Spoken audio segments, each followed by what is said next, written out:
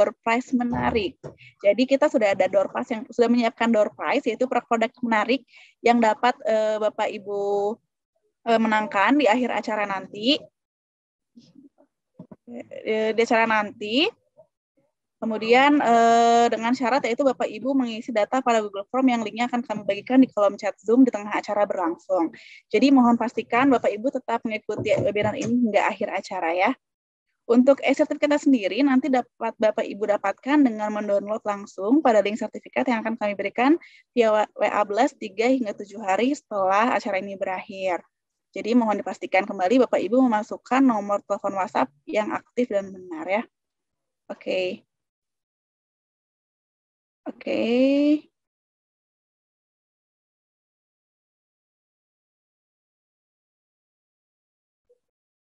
Sini saya ingin merubah dulu tampilannya biar lebih menarik. Apakah sudah bisa atau belum ya? Oke, belum bisa. Nggak apa-apa, kita pakai tampilan yang ini dulu saja.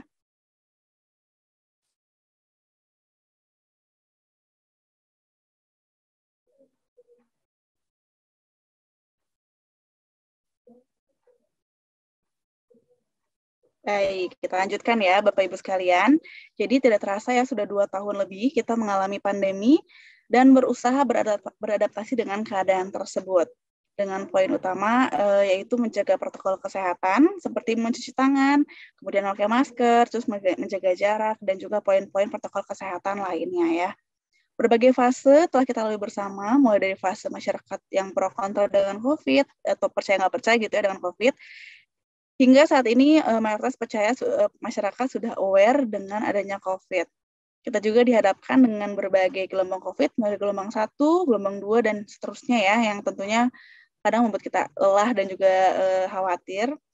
Hingga saat ini pun pemerintah dan dunia sedang berjuang bersama untuk menjadikan COVID-19 ini sebagai endemi. Oke, kemudian di tengah usaha tersebut tentunya kehati-hatian tetap diperlukan nih Bapak Ibu sekalian, mengingat masih ada kemungkinan untuk virus dapat bermutasi. Salah satu contoh mutasi dari virus COVID ini yaitu adalah varian Omicron yang kemarin sempat melonjak sekali untuk kasusnya, utama terhadap anak-anak ya yang masih belum banyak mendapatkan vaksinasi. Baik, guna mengetahui seperti apa itu Omicron atau varian virus Omicron ini pada anak, serta pencegahan atau penanggulangannya, marilah kita membahas secara mendalam melalui webinar kali ini dengan topik yaitu lawan Omicron pada anak dengan imunitas yang baik, yang akan dibahas secara tuntas dan juga tentunya mendalam oleh narasumber yang luar biasa dan pastinya kompeten pada bidangnya. Kami informasikan juga selama acara berlangsung, Bapak Ibu nanti dapat menuliskan pertanyaan yang berkaitan dengan tema hari ini pada kolom chat Zoom yang ditunjukkan ke akun atas nama HDI Indonesia ya. Nantinya pertanyaan terpilih akan kami bacakan dan dijawab langsung oleh narasumber kami. Baik, pertama-tama marilah kita dengarkan sambutan dari Ibu Alfa Paloma, Bachelor Applied Science, Magister Teknologi, selaku Senior Team Leader dari Product Development. Pada Ibu Alfa, kami persilakan untuk memberikan sambutannya pada acara webinar kali ini.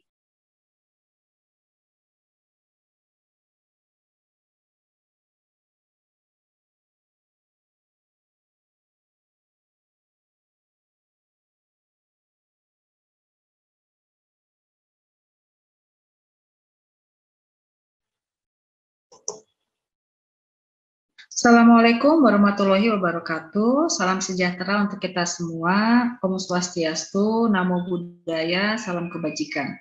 Selamat pagi Bapak Ibu peserta webinar hari ini yang telah bergabung di aplikasi Zoom maupun di YouTube HDI Family International. Yang saya hormati para narasumber acara webinar hari ini yaitu Dr. Ivan Husada M. Biomed, dan Dr. Sri Wiryaningsih MKes, juga moderator Dr. Stefanus Suyapno. Yang saya hormati Bapak Ibu, Saudara-saudari sekalian. Kita berjumpa lagi di acara rutin webinar kesehatan HDI, di mana topik kali ini adalah lawan Omikron pada anak dengan imunitas yang baik. Saat ini kita tahu bahwa pemerintah Indonesia sudah mulai mengendorkan PPKM. Namun kita semua sadari bahwa pandemi belum usai dan kita masih harus menjalankan prokes yang baik. Dan tentunya kehati-hatian juga tetap diperlukan. Terutama bagaimana cara kita untuk melindungi anak-anak kita dari COVID-19 dan varian terbaru yang sedang marak saat ini, yaitu Omicron beserta subvariannya. Karena apabila kita sebagai orang tua lengah, maka bahaya akan mengancam kesehatan dan jiwa anak-anak kita. Puluhan anak di usia 0 hingga 5 tahun atau biasa kita sebut sebagai balita meninggal dunia akibat COVID-19 di tengah gelombang varian Omicron. Mengacu juga kepada Ikatan Dokter Anak Indonesia atau IDAI dan juga berdasarkan data Kementerian Kesehatan, menunjukkan bahwa hingga Februari 2022, jadi baru-baru saja ya bulan kemarin, itu ada sekitar 2.484 pasien yang meninggal di masa varian Omicron, sedang mendominasi kasus-kasus COVID di Indonesia. Dari 2.484 pasien ini, menurut data Kementerian Kesehatan, 47% adalah non-lansia. Dan yang menyedihkan, 80 pasien COVID-19 itu adalah balita yang meninggal dunia. Nah, tentunya hal ini kemudian membuat kami dari HDI ingin mengadakan suatu webinar di mana kita bisa mengulas hal ini. Saya juga ingin mengutip keterangan dari Ikatan Dokter Anak Indonesia yang menyatakan bahwa kasus COVID-19 pada anak di Indonesia ini sayangnya terus meningkat, bahkan sampai 1000% dibandingkan di bulan Januari. Ya, jadi di Januari itu ternyata meningkat sangat tajam ke Februari.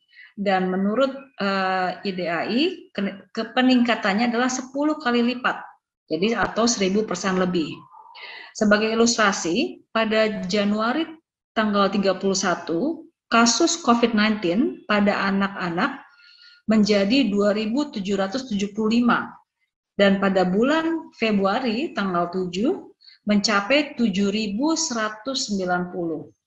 Hal ini membuktikan bahwa memang kita memerlukan perhatian yang khusus untuk mengendalikan peningkatan yang sangat tajam. Dan ternyata memang bahwa varian Omicron cukup berbahaya untuk anak-anak kita. Nah, bagaimana cara kita sebagai orang tua dapat mencegah dan melindungi anak-anak dari varian Omicron ini? Dan langkah-langkah apa saja yang harus kita lakukan? Pada webinar hari ini, gejala-gejala yang perlu kita waspadai maupun cara penanggulangan dan pencegahan akan diulas oleh para narasumber kita yang tentunya berpengalaman dalam menghadapi dan menangani kasus-kasus varian Omicron pada anak-anak. Kami juga berharap bahwa Bapak, Ibu, Saudara-saudari sekalian mengambil manfaat dari webinar ini dengan nantinya aktif bertanya pada sesi tanya jawab kepada narasumber kami, karena memang kesehatan keluarga itu sangat penting dan tentunya kesehatan anak-anak menjadi prioritas kita semua. Di akhir kata, saya ingin mengucapkan selamat mengikuti webinar hari ini. Kami dari HDI berkomitmen untuk terus berkontribusi terhadap kesehatan masyarakat Indonesia secara luas dengan membagikan informasi kesehatan secara cuma-cuma melalui webinar-webinar sebagai bentuk kepedulian kami terhadap masyarakat Indonesia. Besar harapan kami bahwa topik hari ini akan meningkatkan wawasan kita semua, terutama ketika kita semua masih harus hidup berdampingan dengan COVID-19. Terima kasih, saya kembalikan kepada MC kita, Saudari Lydia Dwiyanti. Oke, baik. Terima kasih Bu Alfa untuk kata sambutannya di webinar di malam hari ini ya. Oke, Bapak Ibu sekalian, pasti sudah nggak sabar ya untuk selanjutnya kita akan sesi apa. Oke, tapi sebelumnya di sini saya masih ingin mencoba untuk merubah ini ya, merubah tampilan saya biar lebih menarik nih, biar nggak bosan Bapak Ibu yang ada di sini ya. Oke, mohon ditunggu sebentar. Oke.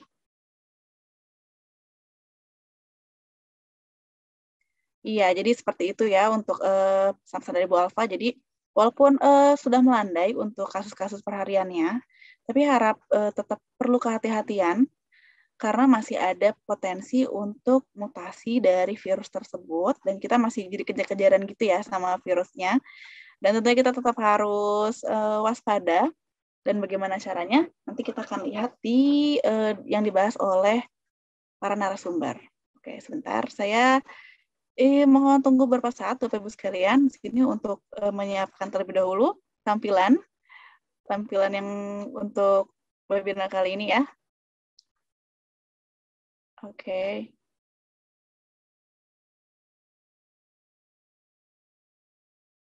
Oke, sepertinya masih belum bisa ya. Oke, Bapak Ibu. Jadi tadi seperti itu untuk sambutan dari Bu Alfa. Untuk selanjutnya nih, sebelum kita mulai ke sesi selanjutnya, di sini kita akan foto bersama dulu ya Bapak Ibu ya. Jadi untuk Bapak Ibu yang belum mengaktifkan kameranya, mohon untuk nyalakan terlebih dahulu. Dan untuk foto ini kita akan secara gallery view dan akan dibantu oleh tim panitia. Nanti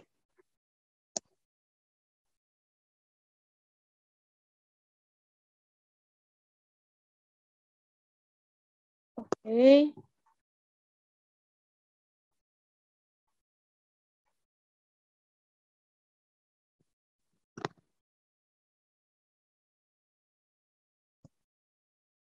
Yap.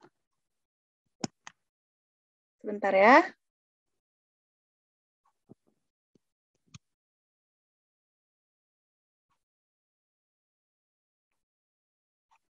Oke. Ini mohon maaf jadi ada kendala teknis berkepanjangan ya sepertinya Bapak Ibu. Oke, nggak apa-apa. Kita akan foto terlebih dahulu. Jadi kita di sini ada 7 page. Jadi mohon untuk standby di setiap hitungannya karena di tim panitia yang akan foto ini Bapak Ibu ya. Oke, yang belum aktif kameranya silakan di-on-kan terlebih dahulu. Kita mulai dari hitungan pertama ya. 1, 2, 3. Silakan bergaya, siapkan senyum terbaiknya. Oke, lanjut ke halaman selanjutnya ya. 1, 2, 3. Oke, ditahan dulu aja mungkin senyumnya ya, karena ini masih proses untuk take picture atau di foto dari tim panitia. Tahan. Mungkin bisa kasih reaction love atau mau pakai reaction love manual, pakai tangan juga boleh ya. Silakan langsung. Nanti mungkin sini tim panitia akan mengaba-abakan jika sudah selesai. Nanti bisa kita langsung. Oke.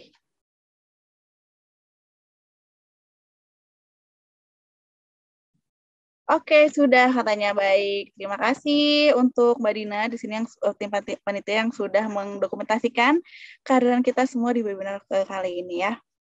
Oke, Bapak Ibu sekalian. Ini mohon maaf, jadi saya nggak bisa pakai background jadinya ya. Oke, nggak apa-apa. Nanti kan diperbaiki di sela-sela acara ya.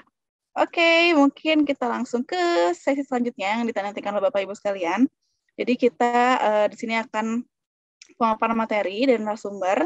Namun untuk sesi pemaparan ini, oke, ya mohon tidak untuk diotak-atik ya Zoom Bapak Ibu sekalian ya. Jadi di keep dulu, kita hanya fokus kepada layar aja ya. Oke, Bapak Ibu sekalian, kita akan ke sesi pemaparan materi. Namun untuk sesi pemaparan materi ini akan dimoderatori langsung oleh salah satu dokter yang juga medical consultant HDI. Sebelumnya saya akan membacakan terlebih dahulu kurikulum vitae dari beliau. Baik ya. Oke. Jadi beliau ini merupakan lulusan S1 dari Pendidikan Dokter Umum Fakultas Kedokteran.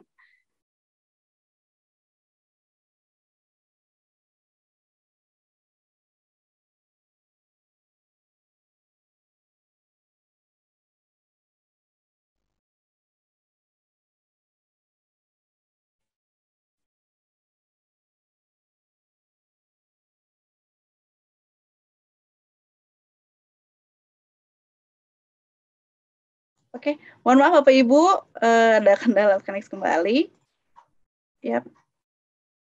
Izinkan saya untuk sharing screen kembali ya. Jadi beliau merupakan lulusan S1 dari Pendidikan Dokter Umum Fakultas Kedokteran Universitas Hang Tuah di tahun 2008 dan juga merupakan dokter umum di Balai Pengobatan Sumber Sehat Surabaya di tahun 2007 dan merupakan lulusan pendidikan akupuntur dari Tuina di 2004 dan juga dokter UGD dan dokter preoperasi Rumah Sakit Mata Fatma Sidoarjo di tahun 2008 dan merupakan dokter konsultan estetik klinik kecantikan New GNG di Surabaya tahun 2010 dan memiliki praktek dokter mandiri tahun 2012 dan beliau merupakan medical konsultan HDI Banjarmasin. Mari kita sambut bersama-sama Bapak-Ibu sekalian yaitu Dr. Stefanus Suyapno.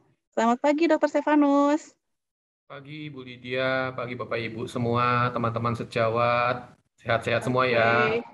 Iya, apa kabarnya nih dokter? Baik, baik, excited, bersemangat. Semangat banget dok ya, pasti udah nggak sabar nih untuk memandu acara ini dok, betul ya?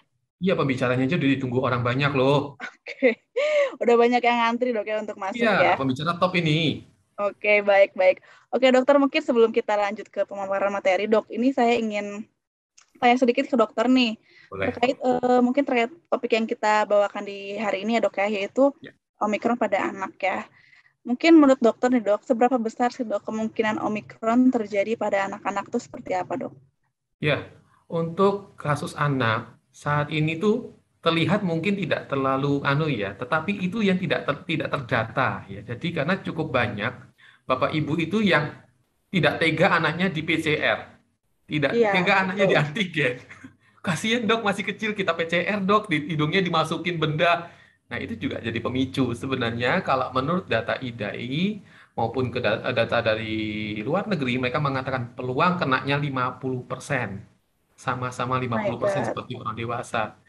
Dan problem tambahannya adalah saluran nafasnya anak kecil ini sempit, nggak kayak orang dewasa. Jadi dia punya batuk itu akan menggonggong. Nah ini yang kasihan. Betul. Ya, jadi tetap harus diperhatikan. Baik dokter. Oke, jadi emang kemungkinannya sama seperti atau potensinya sama seperti yang ada di dewasa dok ya. Jadi nggak mengecilkan kemungkinan misalnya anak-anak lebih kuat atau seperti apa, enggak ya? Ya. Aja. Baik.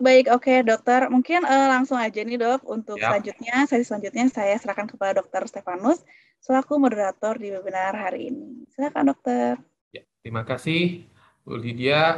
Selamat pagi Bapak Ibu semua. Salam kenal, saya Dr. Stefanus Suyapno. Hari ini kita akan membawa tema dengan lawan Omikron pada anak dengan imunitas yang baik. Karena mengingat setahu saya kalau pembicara dua ini mau tampil, biasanya akan banyak sesi question dan answer-nya ya. Banyak nanti yang tanya. Jadi saya akan mulai aja langsung. Saya minta tolong ditampilkan kurikulum vitae dari Dr. Sri Wiryaningsih, boleh?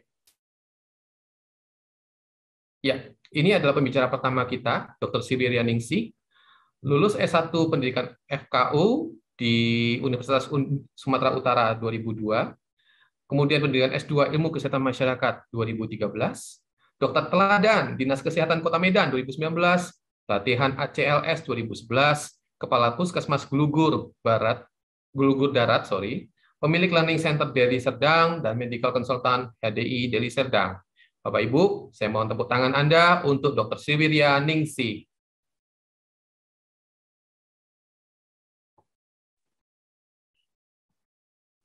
Ya. Pagi Dr. Sri Wirya. Pagi Dr. Steve, gimana kabarnya dok hari Baik. ini dok? Dokter sehat sekeluarga? Alhamdulillah sehat. Dr. Sri Wirya belum tampil ini kayaknya, suaranya tapi sudah terdengar. Masih ya. Belum? Di sini belum. Mungkin dibantu sama teman-teman panitia ya dok, tapi suaranya sudah tampil. Yuk sambil nunggu itu kita ngobrol sebentar ya dok. Nah, akhirnya tampil. Dok, mau tanya ya dok? Boleh ya, saya tanya dulu ya, pemanasan ya. Boleh. Menurut dokter, kenapa tema Omikron dan anak dan keluarga ini begitu penting untuk kita tekankan sekarang? Iya, Dr. Steve, ini Indonesia ini memang sudah mengalami pandemi lebih kurang 2 tahun ya, Dr. Steve ya. Oke. Kita tahu selama 2 tahun ini beberapa kali terjadi gelombang. Jadi ada gelombang yang pertama itu terjadi di Januari 2021, terus gelombang kedua itu di bulan Juli 2021. Nah, ini kita pikir udah habis nih Ya, COVID. ya. Nah, ternyata nih 2022 gelombang ketiga tanpa kita sadari ya, dan itu yang kita sebut sering varian Omikron. Nah, kenapa Omikron itu begitu penting pada anak ya, Dokter Steve? Karena terus terang setiap orang tua itu pasti khawatir dengan anaknya ya, Dokter Steve. Saya kebetulan seorang ibu dengan 4 orang anak. Nah, pada saat Omikron itu masuk atau diketahui ya itu tepatnya bulan November, itu setahu saya PPKM sudah mulai dilonggarkan, benar ya, Dokter Steve ya? Jadi di situ sudah mulailah PTM ya, Ya. PTM 100%, bahkan waktu itu mulai akhir Agustus saya ingat, karena sudah turun landai, dipikir sudah habis, sudah mulai belajar tatap muka. Nah, pada saat belajar tatap muka ternyata kasusnya kok kembali naik gitu ya. Nah, kembali naik dan hingga pada bulan Februari itu kasusnya benar-benar sangat tinggi sekali. Jadi Kementerian Kesehatan menetapkan bulan Februari itu sebagai gelombang ketiga. Nah, kaitannya apa? Kalau kita pikir-pikir ya, Dokter Steve, dulu pada saat varian Delta tuh, gimana sedihnya kita kalau misalnya kita nih orang dewasa positif ya, Dokter Steve ya, kita Ya. itu sangat cemas sekali. Nah, bayangkan kalau misalnya nih saya dengar yang kita tahu kan varian Omikron ini kan cepat sekali penularannya ya, Dokter Steve Ya. ya, bisa sampai 5 kali dari varian Delta. Nih kalau misalnya kita nggak cermat sebagai orang tua, tentunya nanti ini bisa berakibat fatal. Walaupun di luar kita tahu yang namanya varian Omikron ini gejalanya lebih ringan, tetapi tidak bisa kita anggap remeh. Kenapa tidak bisa kita anggap remeh? Ya karena memang terus terang aja pada masa ini itu yang menjadi kekhawatiran saya itu karena vaksinasi pada anak belum berjalan, terutama yang untuk 5 Oh, di bawah 5 tahun. Oke. Ya. Ya, mohon maaf Bapak Ibu, Dokter Sriwirya mungkin sedang agak gangguan sinyal. Kita tunggu beliau ya, join kembali. Tapi saya menduga beliau mau ngomong bahwa ini di bawah usia 6 tahun, vaksinnya belum ada, tetapi 6 tahun ke atas yang sudah berjalan. Oke, Dokter Sriwirya. berbahaya itu pasti. Ya, ya dok. Oke, kalau gitu tanpa panjang waktu, silakan dokter sampaikan materinya. Oke, Assalamualaikum warahmatullahi wabarakatuh. Terima kasih Dokter Steve atas kesempatannya, dan saya ucapkan terima kasih juga buat Bapak Ibu dan rekan-rekan yang hadir pada webinar kali ini ya, baik yang melalui link Zoom ataupun mungkin yang melalui YouTube ya. Jadi saya mengucapkan apresiasi karena ini malam minggu ya, Dokter Steve. Malam minggu nih orang mau belajar tuh sangat luar biasa sebenarnya. Jadi saya sangat bersyukur sekali pagi hari ini saya bisa berada di webinar kali ini, dan ini merupakan suatu kebanggaan bagi saya pribadi bisa bukan mengajari tapi bisa sharing informasi dengan Bapak Ibu sekalian, karena kita sudah mengalami pandemi lebih kurang 2 tahun, ya pastilah untuk COVID-19 ini bukan masalah yang asing. Walaupun hari ini varian Omikron itu masih terbilang baru, pasti sedikit banyak kita sudah mengetahuinya. Jadi nanti di sini kita hanya sharing-sharing informasi, nanti boleh kita tanya jawab ya, dan kalau misalnya ada hal-hal yang perlu dipertanyakan. Saya izin share screen ya, Dokter Steve ya.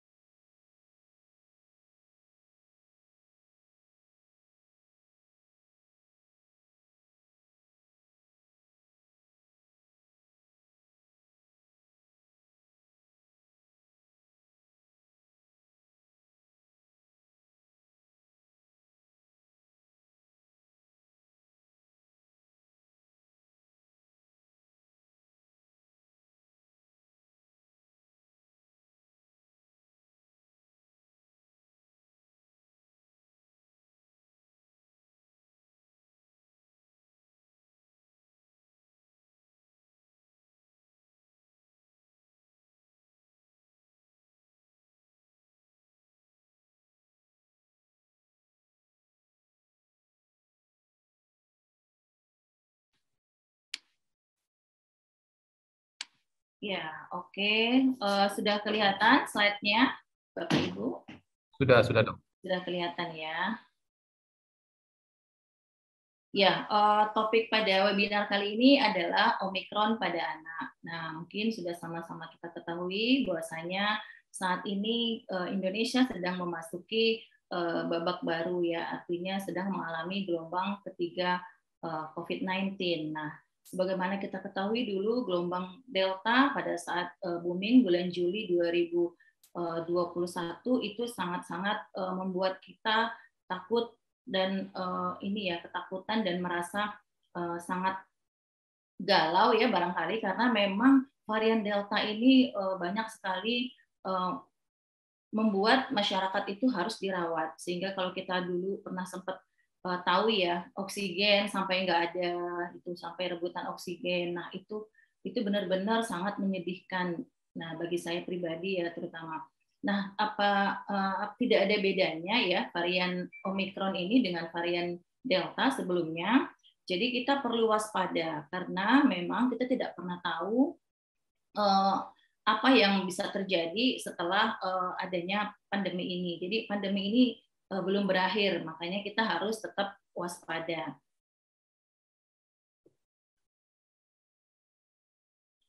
Nah, kita tahu Omikron itu pertama sekali didengungkan itu di Afrika ya, Afrika Selatan itu pada bulan November 2021.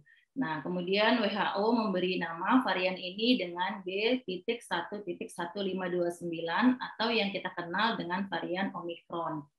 Nah, varian Omikron ini itu tidak membutuhkan waktu yang lama ya untuk WHO bisa mengklasifikasikan kepada varian VOC ya, karena terkait dengan penularannya yang begitu cepat ya, kemudian gejala penyakitnya juga bisa menjadi berat, adanya resiko infeksi ulang dan bisa menurunkan efek vaksin.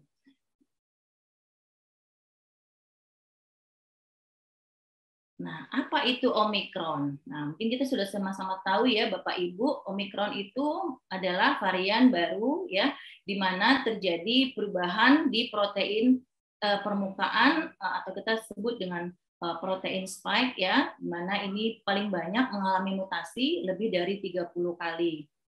Nah, Omikron sendiri ini adalah varian ke-13 dari virus corona SARS-CoV-2 ya.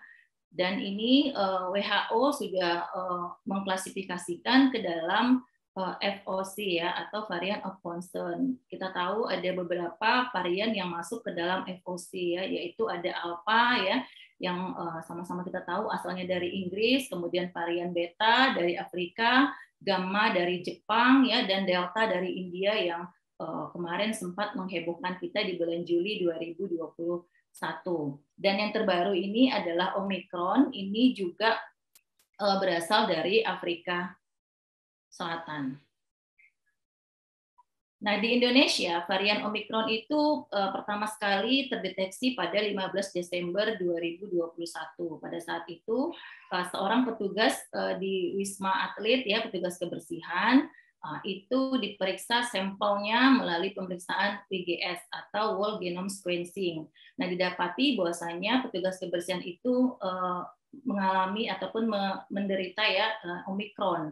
Nah, padahal kalau sama-sama kita tahu ya Bapak Ibu, yang namanya Omikron itu tadinya karena memang selama 2 tahun kita pandemi, kita jarang bepergian, kita selalu di rumah saja ya. Nah, pada saat kelonggaran PPKM sudah bisa jalan-jalan ke luar negeri, nah orang mulai ini ya mengabaikan, jadi orang berlomba-lomba pergi ke luar negeri ya, atau yang dari luar negeri juga datang ke Indonesia. Nah, jadi dimungkinkan varian baru Omikron ini pertama sekali di Indonesia itu, walaupun mengenai petugas kebersihan, dia tidak jalan-jalan ke luar negeri, tapi tertular dari warga negara Indonesia yang berasal dari Nigeria.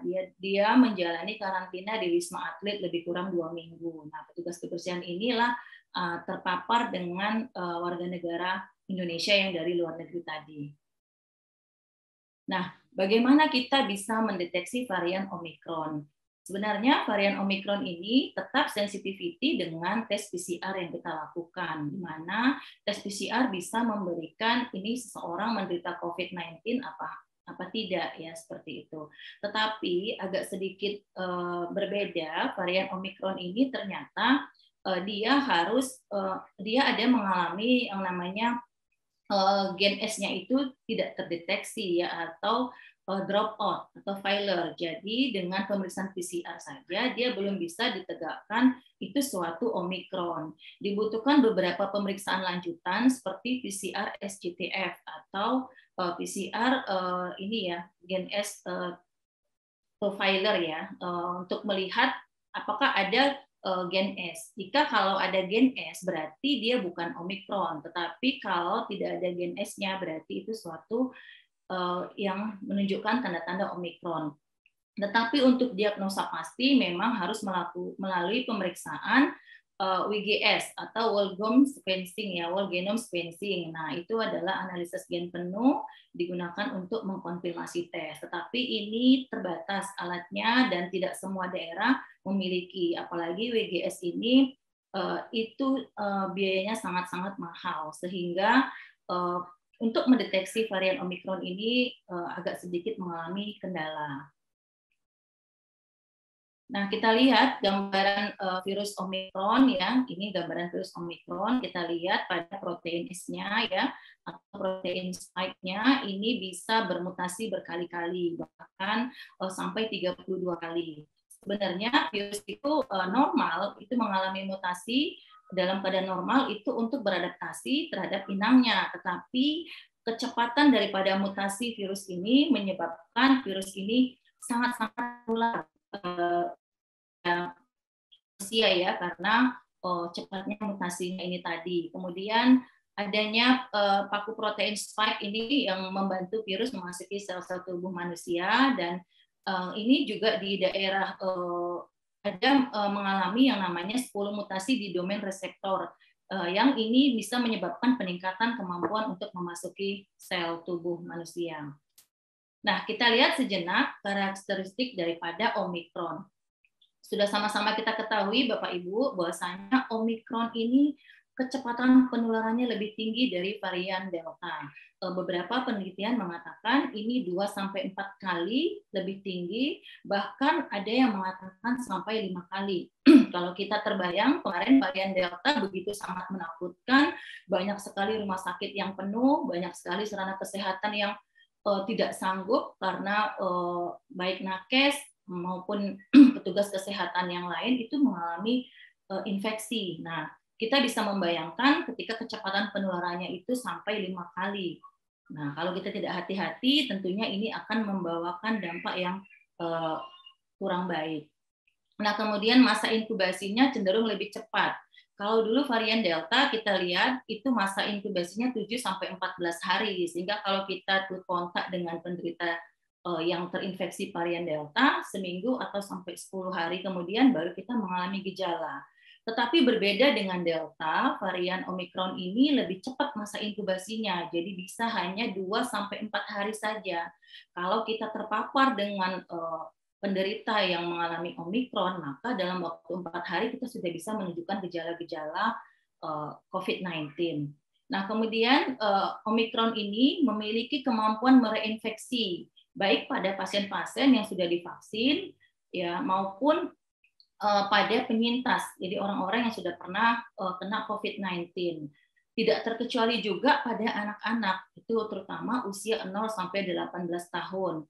Data IDAI mengatakan bahwasanya untuk anak 0-5 tahun itu resiko terpapar, resiko untuk terkena Omikron itu 2,9%, ya, dan untuk anak usia 6-11 tahun itu sekitar 10,4%. Jadi kalau di total resikonya untuk anak 0 sampai dengan 18 tahun itu berkisar 13,3%. Nah, kemudian gejala yang ditimbulkan lebih ringan dari varian Delta. Nah, ini mungkin dikaitkan dengan ini, ya, replikasi daripada virus Omikron ini lebih di saluran pernapasan bagian atas. Jadi ada beberapa penelitian seperti penelitiannya KY itu di Hong Kong ya, mengungkapkan bahwasanya varian Omicron ini 70 kali lebih besar replikasinya untuk saluran pernapasan bagian atas. Nah, tetapi dia untuk saluran pernapasan bagian bawah seperti parenkim paru, varian Omicron ini lebih lambat 10 kali. Nah, mungkin itulah yang menyebabkan kenapa varian Omicron kok jadi Omicron itu lebih ringan gejalanya dibandingkan dengan varian Delta. Tetapi walaupun lebih ringan, itu kita harus tetap waspada untuk kasus-kasus di mana anak belum mendapatkan vaksinasi lengkap, kemudian anak punya komorbid, dan adanya lansia-lansia juga yang punya komorbid, itu gejalanya bisa berat kalau tidak hati-hati. Nah, kemudian Omicron itu bermutasi sangat cepat dan banyak. Tadi saya sudah singgung, lebih dari 32 kali mutasi. Nah, kemudian masih dapat terdeteksi dengan PCR maupun rapid antigen.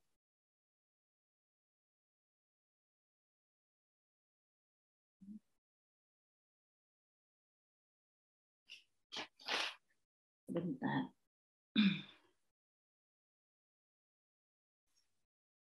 Ya, masih dapat terdeteksi dengan PCR maupun dengan rapid antigen. Nah, tapi untuk diagnosa pastinya tetap harus menggunakan WGS ataupun dengan menggunakan PCR SGTF.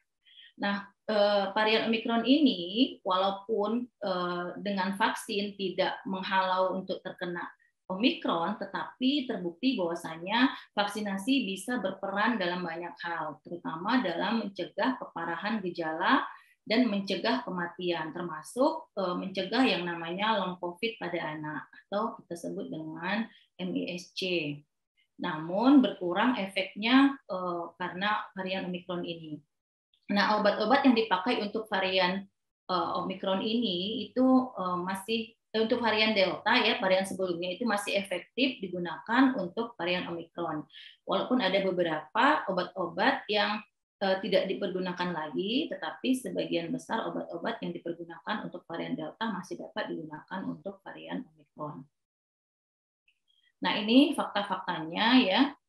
Jadi kita bisa melihat ya, ini memang gejala tidak separah varian Delta ya, jadi bisa dirawat di rumah. Lebih dari 90% kasus-kasus Omicron itu memang tidak dengan gejala yang berat, artinya pasiennya bisa melakukan isolasi di rumah. Nah, kemudian ini yang harus kita sama-sama waspadai. Nah, itu kebanyakan varian Omicron itu menyerang anak-anak muda. Nah, mungkin ya tadi seperti diungkapkan bahwasanya dulu itu kita melakukan 3T itu testing, tracing ya.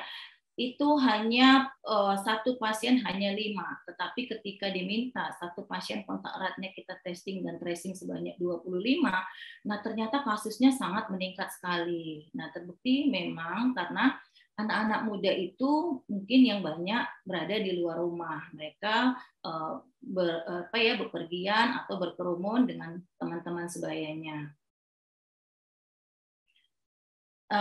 Meskipun gejala Omicron itu lebih banyak yang ringan, tetapi kita harus waspada. Kenapa kita harus waspada? Beberapa literatur yang saya baca, di luar negeri ternyata kasus Omicron ini banyak membawa dampak pada anak. Jadi di Amerika Serikat itu lebih dari 4.000 anak telah dirawat karena terkena varian Omicron. Terus di Inggris juga ya, anak-anak yang berusia di bawah 1 tahun itu prevalensinya sampai 42%. Bahkan anak-anak yang baru lahir pun bisa terkena varian Omicron. Di Afrika sendiri, itu tempat awal mula Omicron, ini data proporsi anak di bawah 9 tahun sebanyak 7%. Jadi banyak sekali ya kasus-kasus Omicron pada anak. Dan tidak kalah penting di negara kita tercinta, Indonesia, proporsi anak yang menderita Omicron itu lebih kurang 13,3%. Nah, ini ada jurnal ya yang dilakukan di Inggris ya. Di sini bisa kita lihat bahwasanya ada penelitian untuk kasus pada orang dewasa memang untuk dirawat di rumah sakitnya itu menurun varian Omicron dibandingkan dengan varian Delta. Tetapi untuk kasus-kasus pada anak, terutama anak di bawah 10 tahun, ini kasus untuk dirawat di rumah sakitnya itu sama dengan varian Delta. Jadi kita walaupun tidak menimbulkan gejala berat, tetapi pada dasarnya atau pada kenyataannya itu pada anak di bawah 10 tahun tingkat untuk dirawat di rumah sakitnya tidak berbeda dengan varian Delta. Nah, ini kita lihat, ini pertambahan kasusnya. Jadi kita lihat, kita bandingkan dengan varian sebelumnya. Ini di Afrika ya. Varian Delta dengan varian Beta itu membutuhkan waktu yang lama, kurang lebih 2-3 bulan untuk mencapai puncak. Tetapi kita perhatikan, khusus varian Omicron ini hanya butuh waktu beberapa hari saja untuk mencapai kasus puncak. Nah, ini tentunya harus mendapat perhatian dari kita, apalagi kasus-kasus pada varian Omicron ini banyak menimpa anak-anak. Jadi ini harus kita concern untuk melihat dan waspada ya tentang varian Omicron ini. Nah, ini data update COVID 12 Maret 2022.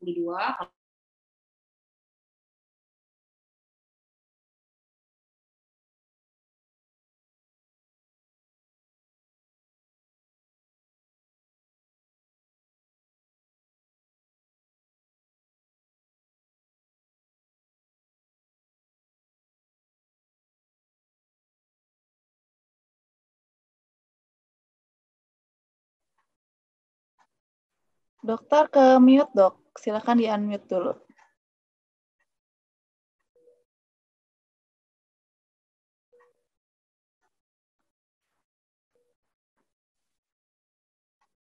Ya, Bapak Ibu, mohon maaf, mungkin Dr. Siwirya sedang ada gangguan sesaat. Kita tunggu sebentar ya, Bapak Ibu. Oke.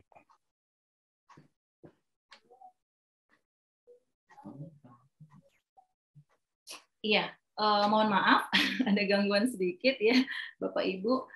Jadi dari 14.900 kasus yang terjadi pada tanggal 12 Maret 2022, ternyata 8.040 kasus lebih itu adalah kasus Omicron.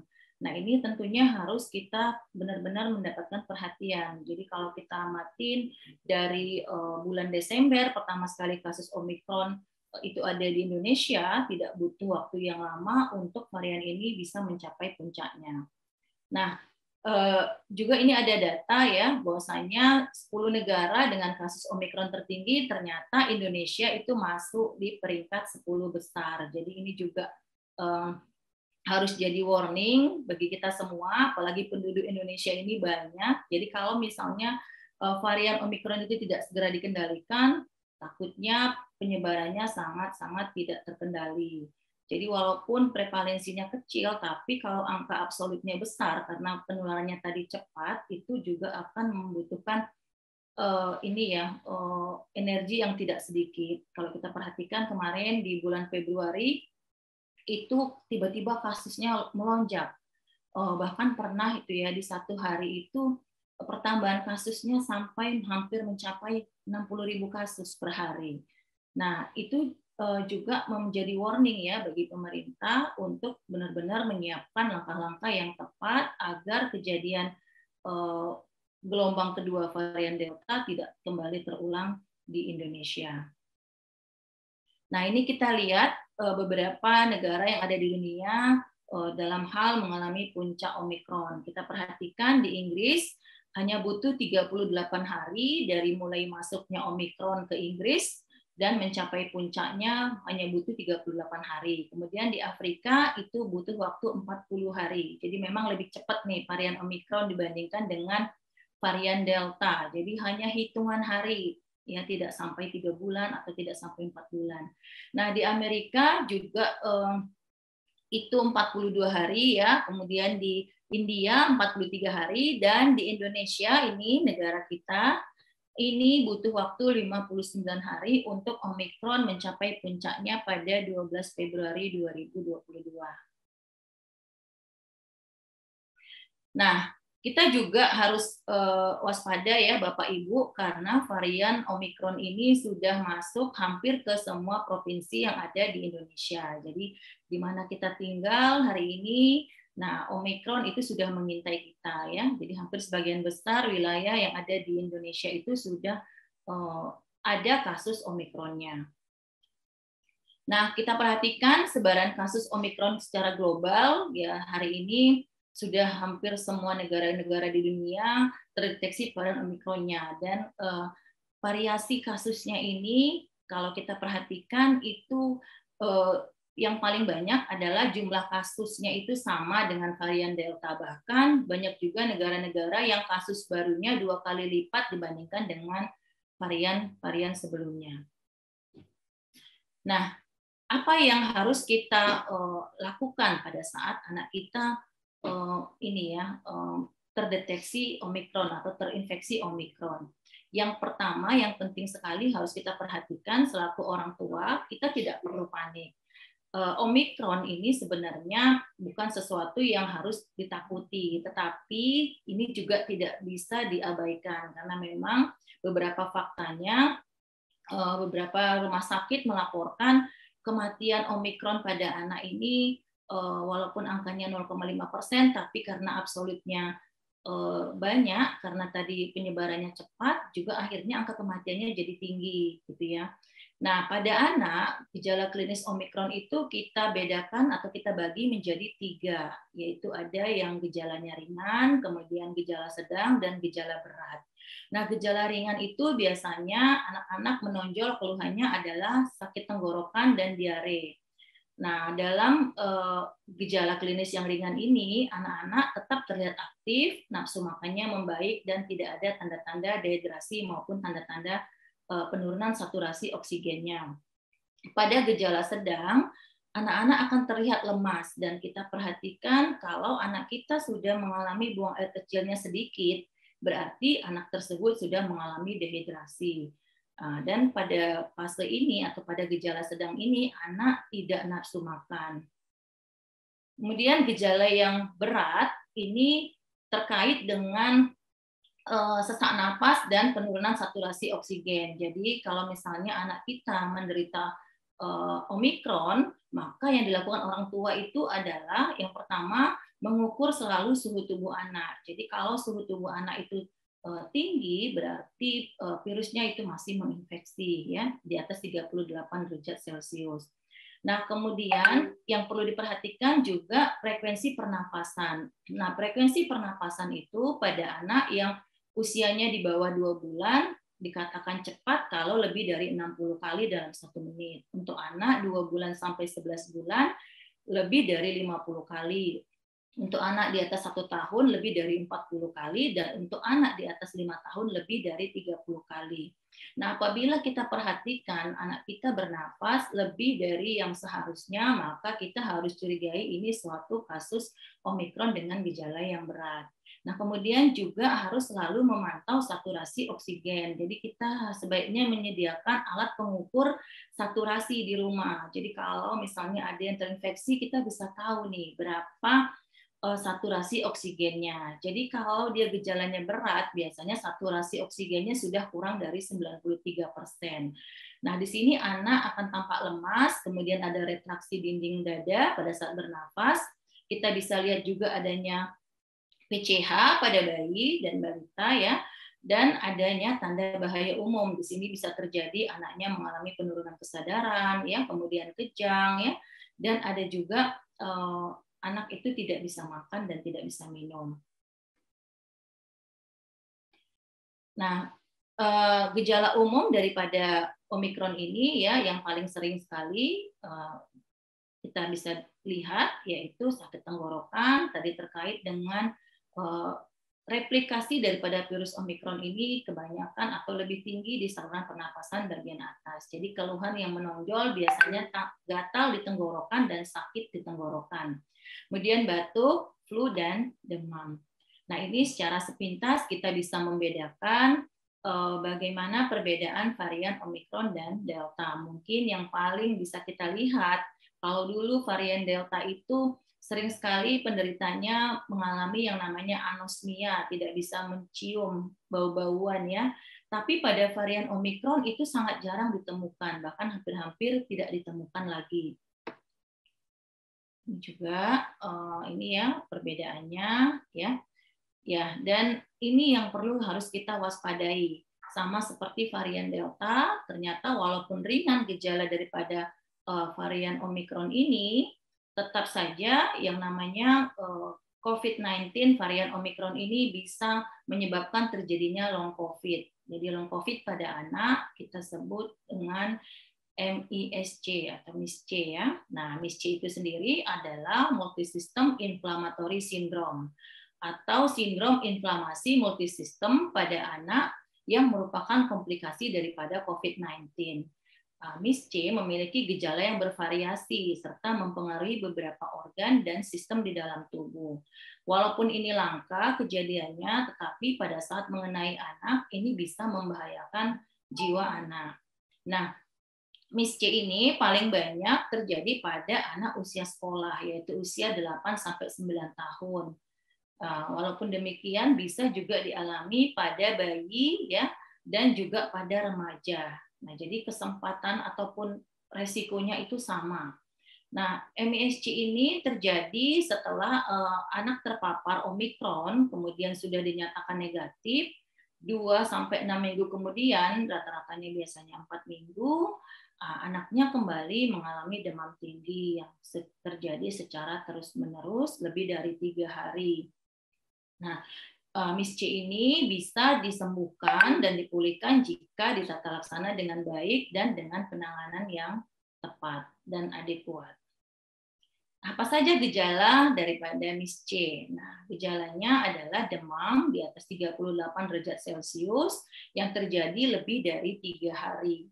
Nah, ada ditemukan berbagai gejala, bisa 2-3, di mana anaknya merasa lemas dan pusing yang tidak biasa, adanya mata merah atau konjungtivitis bilateral non purulenta, kemudian dijumpai adanya ruam ya berupa spot merah, bercak-bercak atau bengkak di seluruh tubuh anak. Kemudian terjadi pembesaran kelenjar getah bening, adanya rasa sakit di area perut dan disertai dengan diare dan muntah-muntah. Pada pasien anak juga bisa terlihat penurunan kesadaran ya dan mengalami hipotensi, bahkan anak bisa shock ataupun tidak sadar ya. Nah, gambaran disfungsi miokardiumnya bisa kita lihat adanya perikarditis, vaskuritis, abnormalitas koroner dari pemeriksaan ECG. Nah, ini ya, jadi MIS-C ini bisa mengalami berbagai bisa mengalami berbagai kemungkinan kalau sudah mengidap yang namanya MIS-C. Bisa masuk ICU, itu prevalensinya 64 sampai dengan 80%, kemudian membutuhkan alat bantu pernapasan 13 sampai 30%, membutuhkan obat untuk meningkatkan tekanan darah 42 sampai 48%, dan anak bisa meninggal dunia itu 2 sampai dengan 4%. Kejadian MIS-C ini prevalensinya adalah 0,14%, memang kecil, tetapi sekali lagi kita harus ingat bahwasanya penyebaran dan penularan varian Omicron ini sangat cepat, sehingga walaupun prevalensinya kecil, kalau angka kejadiannya besar, maka intensitasnya juga akan menjadi besar. Nah, untuk ini ya penata laksanaan kasus Omicron ini sebenarnya tidak jauh berbeda dengan penata laksanaan pada varian Delta ya, di mana kita bisa membagi tanpa gejala atau asimptomatis, ini kita bisa melakukan isolasi mandiri di rumah tanpa PCR ulangan ya, atau namanya PCR follow up, kita bisa isoman sebanyak 14 hari. Setelah 14 hari kita dinyatakan sembuh. Tetapi kalau kita ingin lebih cepat, biasanya PCR-nya bisa dilakukan 5-6 hari setelah dinyatakan positif. Nah, kalau kedua-dua hasil PCR tadi di hari ke-5 dan di hari ke-6 dua-duanya negatif, berarti kita sudah sembuh dari COVID-19 ya. Tapi ini tidak difasilitasi, artinya ini harus dilakukan secara mandiri.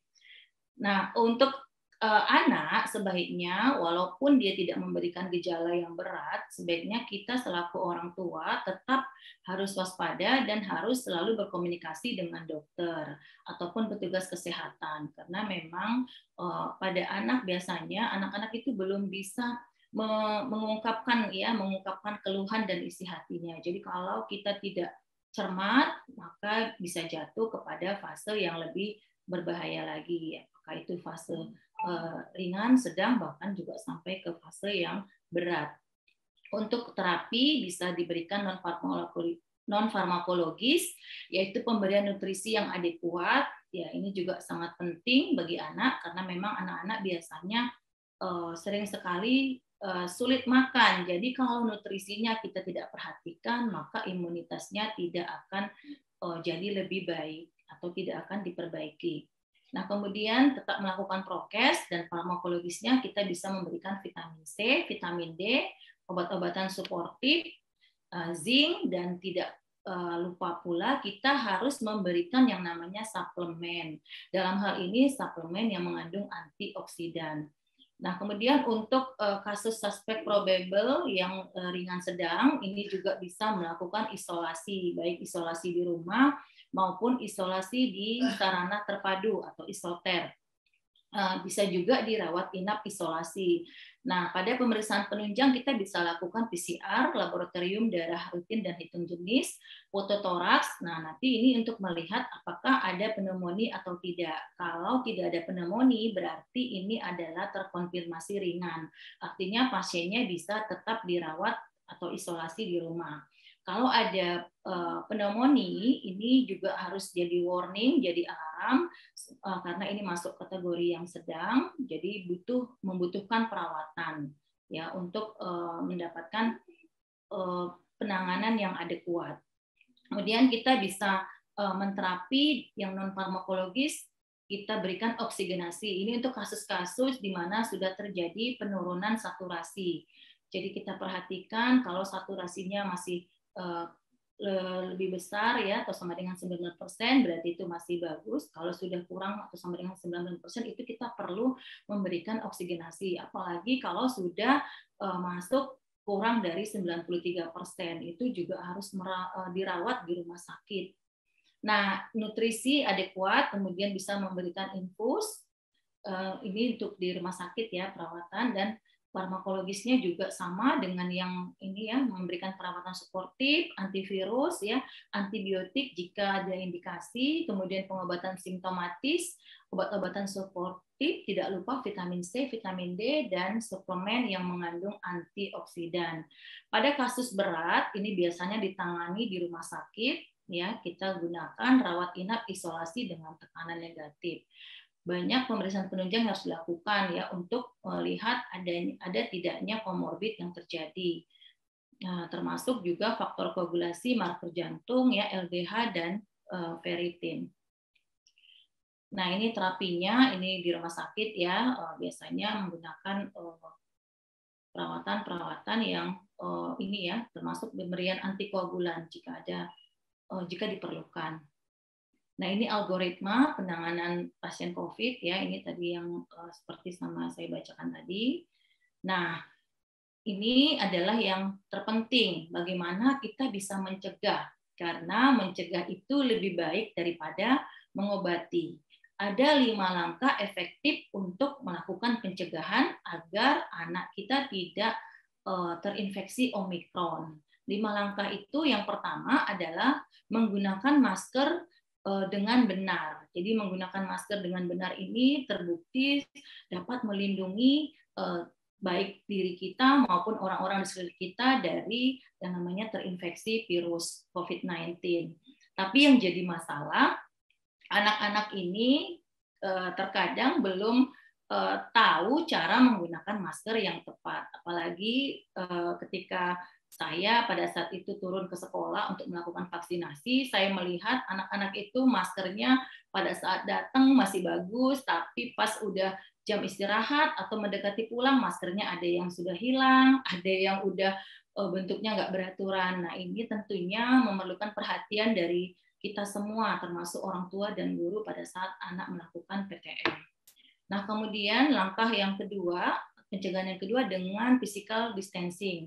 Nah, sudah sama-sama kita ketahui minimal jarak 1 meter. Tapi ini juga sulit bagi anak. Kenapa?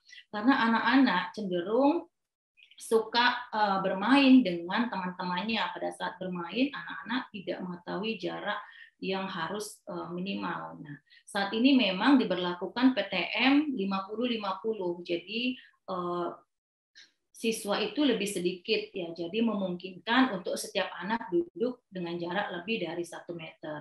Tapi sekali lagi juga social distancing ini harus kita perhatikan karena memang tadi anak-anak suka bermain dengan temannya dan ketika bermain dia lupa dengan jaga jarak ini. Nah, yang ketiga ini mencuci tangan dengan menggunakan sabun dan air yang mengalir. Jadi ini penting kita tanamkan karena ini adalah bagian pencegahan yang penting dalam memutus mata rantai penularan COVID-19. Langkah yang keempat adalah membuka jendela atau membuat ventilasi yang baik. Jadi ini penting karena dengan ventilasi yang baik, virus tidak akan bertahan lama dan ini dapat membuat sirkulasi udara baik sehingga penularan juga akan semakin diturunkan atau dikurangi.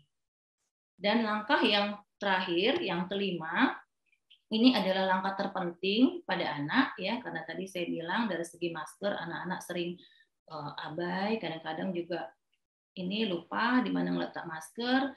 Dan untuk yang kelima ini sangat penting, yaitu meningkatkan imunitas anak. Meningkatkan imunitas anak ini bisa dilakukan dengan 2 cara, yaitu yang pertama dengan memberikan nutrisi yang menyehatkan. Nah, nutrisi ini sangat penting kaitannya dalam meningkatkan imunitas anak. Jadi kalau anak-anak diberikan nutrisi yang baik, maka kekebalan tubuhnya akan baik pula dan akan meningkat. Dan yang tidak kalah penting adalah melakukan vaksinasi. Jadi vaksinasi ini memang saat ini boleh dibilang masih pro dan kontra. Kalau kita lihat di Indonesia, data yang terbaru saya update, ini untuk anak usia 6-11 tahun baru sekitar 70% ya. Anak 6-11 tahun baru sekitar 70% yang mendapatkan vaksinasi dosis pertama. Vaksinasi dosis keduanya lebih rendah lagi ya. Jadi vaksinasi ini penting ya dalam meningkatkan imunitas anak. Nah ini ya datanya, vaksinasi dosis pertama itu baru 74,67% dan yang kedua 53,70%. Padahal sama-sama kita ketahui yang namanya vaksin itu baru mulai efektif bekerja setelah mendapatkan dosis kedua vaksin dan setelah 2 minggu mendapatkan dosis kedua vaksin. Jadi agak sedikit menjadi kekhawatiran juga karena vaksinasi belum serentak semuanya dan saat ini pandemi berada di gelombang ketiga walaupun data hari ini sudah mulai melandai. Beberapa hari ini kasus COVID-19 mulai mereda ya dan sama-sama kita optimis dan berdoa ya semoga pandemi ini segera berlalu ya amin sehingga kita bisa beraktiviti dan bisa melakukan kegiatan dengan baik dan seperti sedia kala. Nah, mungkin dari saya sekian. Jadi saya kembalikan kepada moderator Dr. Steve. Ya. Terima kasih Dr. Siwirya. Penjelasannya sangat gamblang ya Bapak Ibu. Mengingat beliau adalah seorang kepala puskesmas, tentu saja beliau punya data yang update dan juga berpengalaman sekali di bidangnya.